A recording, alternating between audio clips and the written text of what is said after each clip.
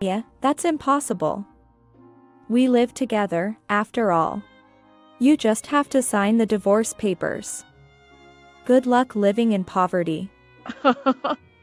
With the phone call unilaterally ended, I stood dumbfounded for a while. My lawyer, Jake, couldn't hold back his laughter and burst out laughing. Emily looked at Jake with a puzzled expression. Jake is wiping his tears with a handkerchief. The president is your wife, isn't she? My name is Rose. I have been married to my husband John for 2 years. We don't have children. Both of us work and are so busy that we even had to work on weekends. We hardly have time to talk leisurely and usually lead a life passing by each other. Therefore, we try to match our schedules for a considerable holiday and go on overseas trips. It's only about once a year, but we both look forward to it. When we got married, we decided to buy an upper-floor apartment in the Bay Area. It was quite a stretch, but we went for it, considering the future asset value. Thanks to that, we are satisfied with our current life. I have a close high school friend named Emily. Emily and I sometimes go out for lunch together. Perhaps because Emily is beautiful, she has high standards for men. She is not married yet, but she has a strong desire to get married. She is always looking for men with high education and income on dating apps. Especially, she can't compromise on annual income. One day, I was enjoying lunch with Emily at a cafe near the park. Emily and I were together in high school and college, and we were in the same class. We had a bond that we can't explain. She and I talked about everything. Thanks to that, we know about each other's history with men and taste in men. During our student days, we shared both happy and sad moments together. Those are now good memories. Since I married John 2 years ago, we both became busy, and the time we could meet decreased. Now we only see each other once or twice a year. Hey, can I come over to your apartment next time, Rose? Emily suddenly asked me. Emily has never been to my apartment before. And then, on the weekend, Emily came to visit my apartment. Even through the intercom at the entrance, I could sense Emily's amazement. Emily kept repeating, "Wow, this is amazing." As soon as I opened the front door, Emily looked impressed. This place is huge. And the elevator ride up here was so long. I chose a large apartment on the upper floor as a once-in-a-lifetime purchase. Without any compromise. It's spacious enough to rival a detached house. It's beautiful, really amazing. Emily was looking around the house, turning her head everywhere. Great location, high-floor penthouse, and this interior design. It must have been expensive. Emily asked with a sly smile. Yes, it's about a $6 million apartment. The security is also solid. Look, over here. Emily, focused only on the fact that it was a $6 million apartment, interrupted me. Wow, your husband must be super rich. Saying this, Emily's eyes widened in awe. That's a typical reaction from Emily. She's always had high standards for men. Especially regarding their income. John's salary is probably high for his age. I conveyed it vaguely. I felt it was crass to state it outright. She had a look that seemed to have some ulterior motive. Emily said, "Can I use your bathroom?" and left the living room. I told Emily where the bathroom was and then started preparing tea in the kitchen. I was concerned about Emily, who was taking a long time to return. Just as I was about to go to the bathroom, Emily came back. I was replying to an email. Emily doesn't usually make excuses like that. I felt a slight sense of discomfort. While we were having tea and eating the cookies Emily brought, she asked if she could stay until the evening. She apparently wanted to say hi to John. Indeed, it's been since our wedding that Emily last met John. Wanting to see him is not unnatural. I decided to check with John. He readily agreed. It looks like I'll finish work early, John replied in his email. I told Emily it was fine and started preparing dinner.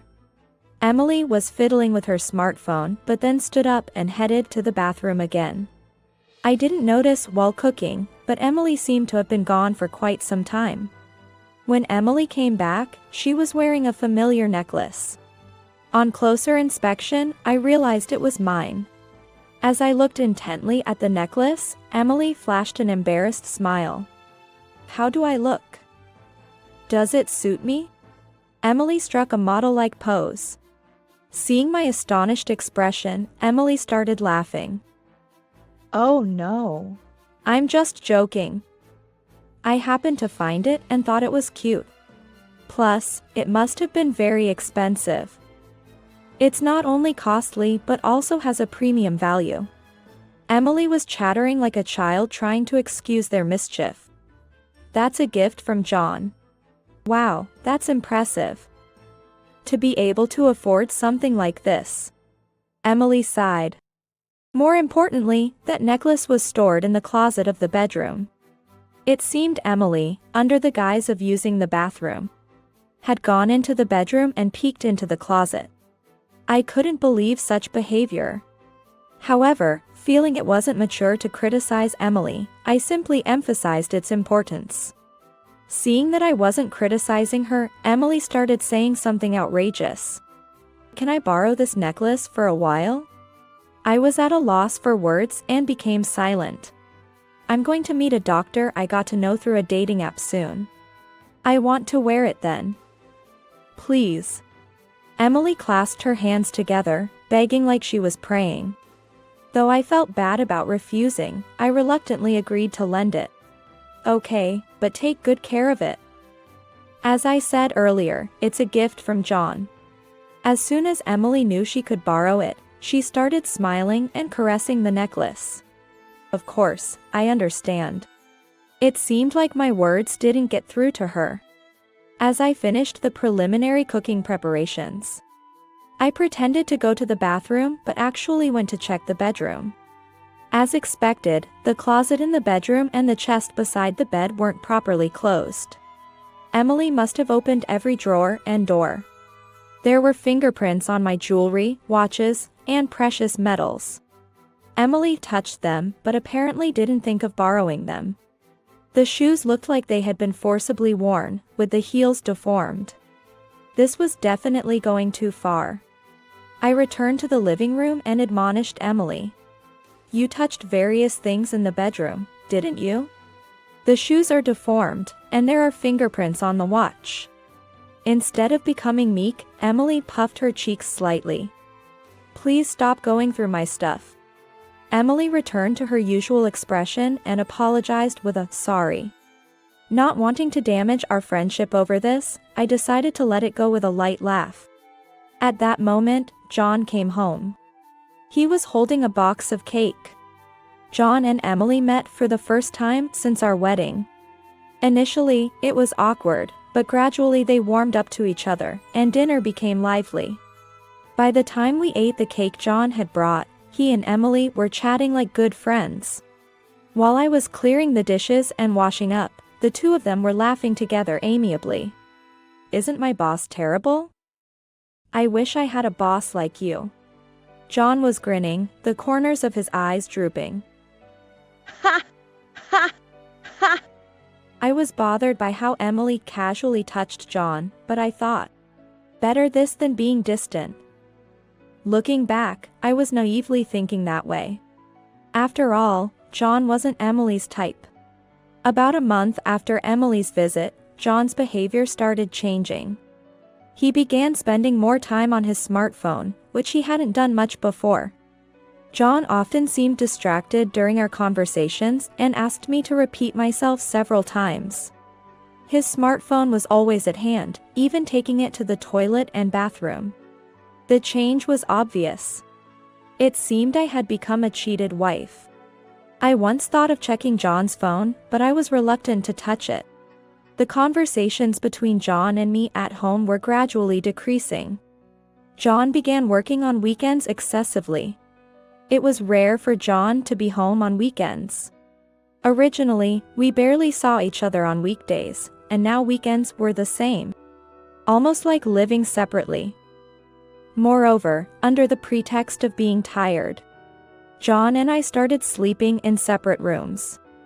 I was vaguely thinking about divorce or separation when I found a divorce paper on the living room table. On closer inspection, John had already signed it. I was shaken by the reality of the situation, even though I had considered it a possibility. With trembling hands, I managed to call John. I just got home and found divorce papers on the table. What does this mean? It means just that. I want to divorce you. I wanted to know the exact reason and pressed John for an answer. According to John, I've found someone I love.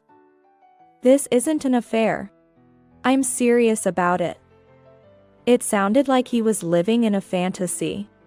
But in any case, it was nothing but an affair. Then, I heard a familiar female voice over the phone. It was Emily's voice. Well, this was as I had expected. I'm dating John.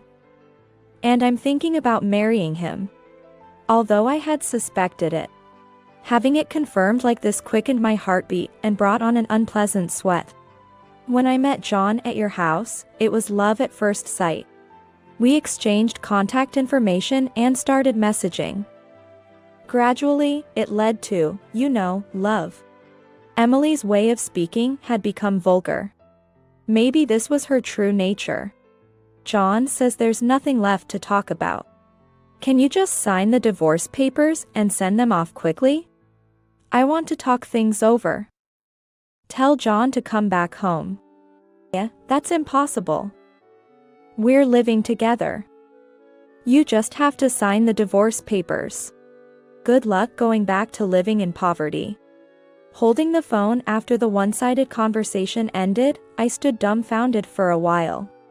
Then, I had many sleepless nights. John didn't come back home. I couldn't bring myself to touch the divorce papers left on the living room table.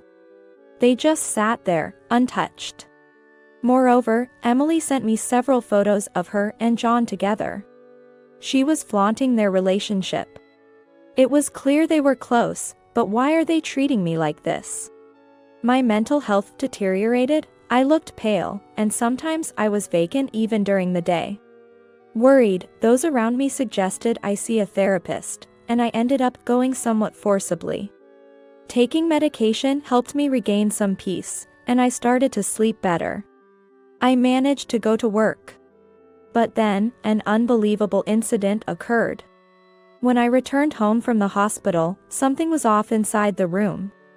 When I checked the bedroom closet, bags and jewelry were missing. The count of jewelry and watches in the chest was off too. There was only one person who could do this. Why would she go this far? What had I ever done to deserve this? My insomnia returned, and I spent my days dazed and sleepless. During counseling at therapy, I mentioned the theft at home. And they strongly advised me to consult a lawyer. I contacted the company's lawyer, Jake, and arranged a meeting. The first thing Jake asked during the meeting was, "What would you like to do?" "I'll get a divorce. I want those two to face proper consequences." I answered immediately. I was surprised at myself. Just a short while ago, I was wondering what to do. It came out so easily from my mouth. Perhaps, deep down, I did want to punish them. After being tormented so one-sidedly, it's only fair to fight back. A week later, I received a call from Emily. I had sent her a certified mail. "Hey, what are you thinking, sending a certified mail to my office?" Emily sounded very angry, her voice filled with rage. "You should have expected at least this much for what you've done. Anyway, I've left everything to my lawyer now." I hung up the phone. Emily tried calling several times after that, but I ignored all her calls. Then, I received a call from John. I had sent a certified mail to his parents' home. Apparently, the affair had caused a huge uproar at his home. I wanted to laugh at his self-inflicted troubles, but restrained myself. Not feeling satisfied with just leaving it to Jake, I decided to meet them. I wanted to confront them thoroughly. Jake arranged a meeting at his office. A few days later, they reluctantly showed up at Jake's office. I expected them to bring their own lawyer, but they came alone.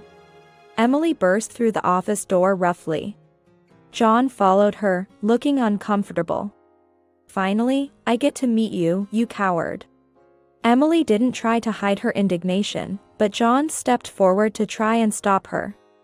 "Because of you, always running away, our wedding keeps getting delayed." Emily looked like she might throw her bag at me any moment. John was trying hard to hold her back.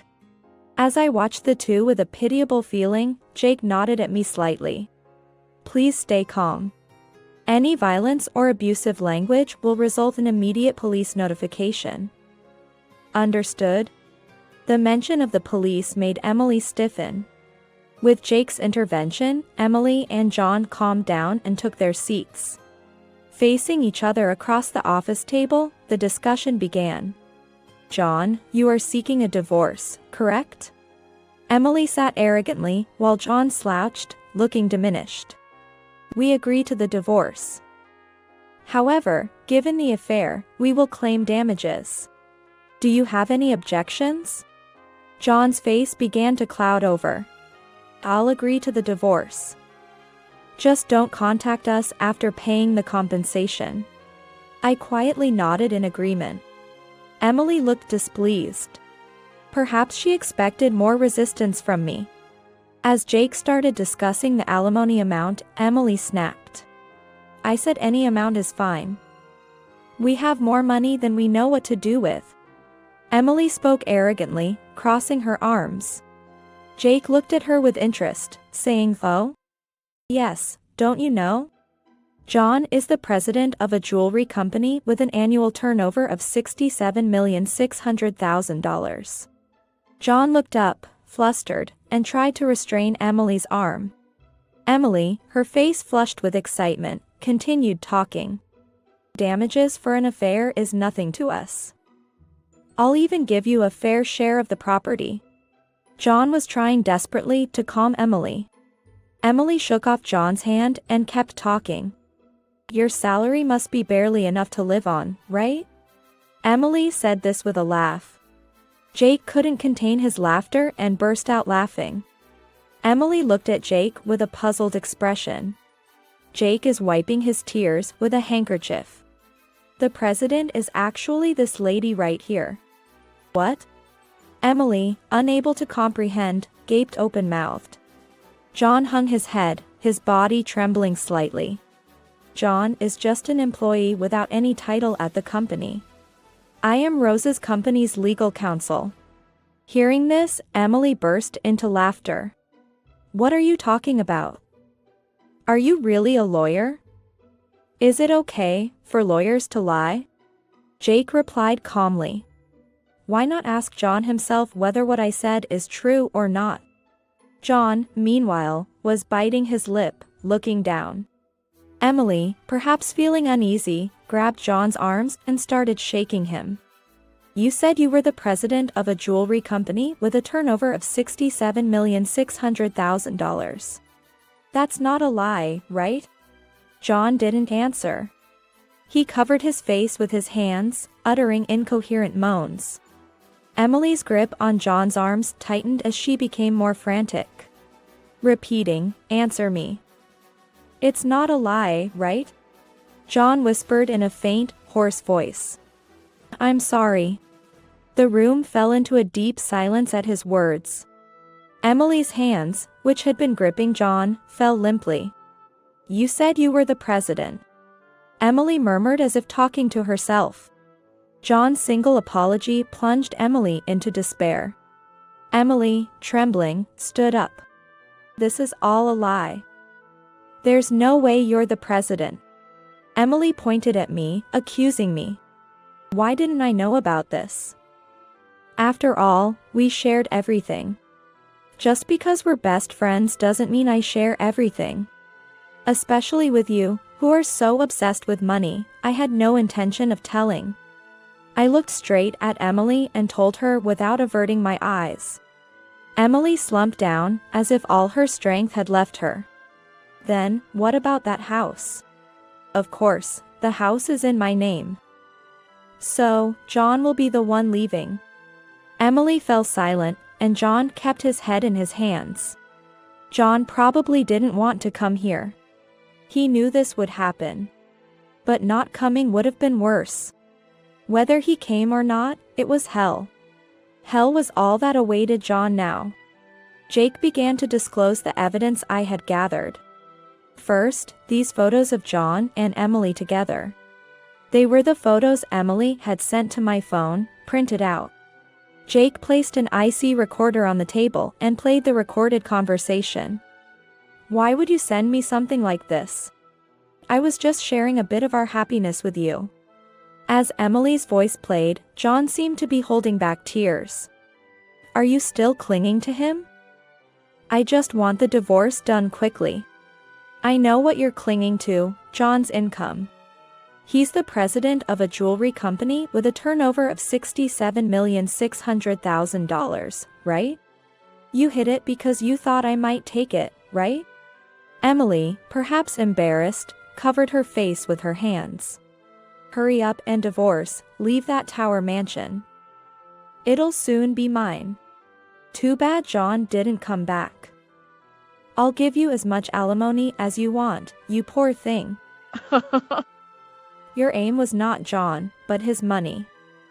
I'm speechless at how John was deceived by that. John looked down, tears spilling, staining his pants. Emily and John fell silent. Do you really think this is the end? What else could there be? Emily, you entered the house when Rose was absent and stole various items, didn't you? I felt a sense of relief at Jake's calm demeanor. John looked surprised. It seemed he didn't know anything about it. Hey, what's this about stealing? Emily bit her lower lip and trembled. No, it wasn't me. I don't know anything about it. Jake placed an iPad on the table and played a video. The footage showed Emily sneaking into the bedroom, taking bags and jewelry, and any other expensive things, and stuffed them into her bag. Emily stared at the video, eyes wide. What's this? Why did you film this? Isn't this invasion of privacy? John covered his face with his hands and sighed. Our house has surveillance cameras installed. Why didn't you tell me that earlier? I never thought you'd come to steal. This foolish exchange was giving me a headache. And you used my keys without permission. I wanted them. Besides, it's your fault for not buying them for me. The two started arguing, ignoring us. Jake and I were dumbfounded. Please save the argument for later. Regarding this theft, we will file a report with the police. Emily seemed to panic at the mention of the police. The police? Isn't that a bit much? I just borrowed my friend's things. I never said anything about lending those items to you. I spoke calmly. Besides, you're not a friend or anything like that. You were just a classmate. So, I will be filing a police report. Emily's attitude became resigned. Don't say that. I'll compensate, I promise. Just please, no police. Emily began to kneel and apologize. I looked down at Emily and said coldly, You're going to compensate? The items you stole are worth more than your annual salary. Are you sure you can handle that? Emily was speechless. And that's not even including the damages. Emily turned to John, pleading with tears in her voice. Hey, you'll pay for me, right? Even if you're not a president, you make money. John nodded silently. He can't pay for you. He's about to be fired. John looked shocked and turned his face towards me. Indeed, John hasn't been to work since leaving the house. Plus, With this commotion, there have been complaints from his superiors. John held his head, looking like he might collapse at any moment. But what about the property division? I'll pay with that. That's not possible.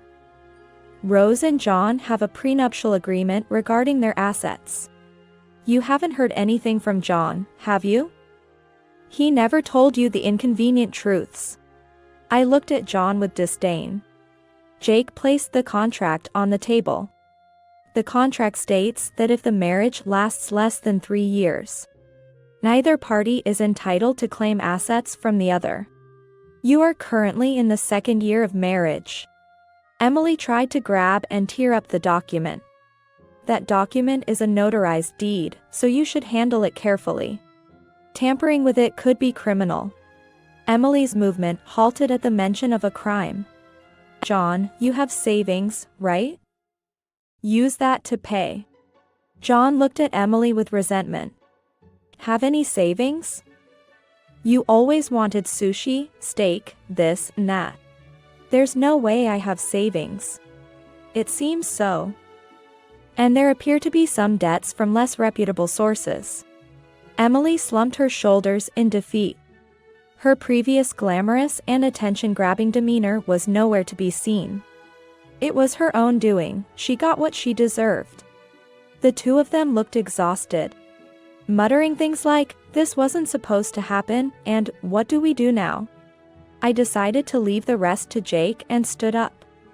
Emily, money isn't something you steal from others. It's something you earn through effort. The divorce was finalized without issue. John's belongings were packed and sent back to his parents' home. John's parents repeatedly apologized and even sent a letter of apology. Emily was investigated by the police for illegal entry and theft. My filing of the police report led to an investigation, and Emily was arrested after admitting to her crimes. Half of the stolen items had been sold, but the rest were returned. Despite the severity, her expression of remorse and willingness to compensate suggested a suspended sentence. However, Emily had other crimes. She was found to have been stealing from men she met through a dating app. This led to a likely prison sentence. Emily had overreacted to the mention of the police and crime for a reason. John, unable to live in Emily's apartment, moved to an old apartment in the suburbs. He was looking for work, but his unexplained absence and poor work attitude from his previous job made it hard to find employment. Currently, he's just getting by with day labor. I've been receiving regular updates about their whereabouts from Jake. After the divorce, I focused more on work. Currently, I'm working on expanding the distribution of our company's jewelry to Europe. The idea came when I took a long vacation to Europe as a sort of ritual to shake off the bad luck after my divorce. I had the opportunity to drink wine with the owner of a jewelry shop in France. During that time, I passionately discussed jewelry design with the owner. We hit it off, and he agreed to display my company's jewelry in his shop. The owner is a wonderful man, and perhaps due to his own divorce, he understands the pain in my heart. To be honest, I've been focusing on sales in France because I wanted to see him. It might be mixing business with pleasure, but I think I deserve this perk. After all, I've been through a lot.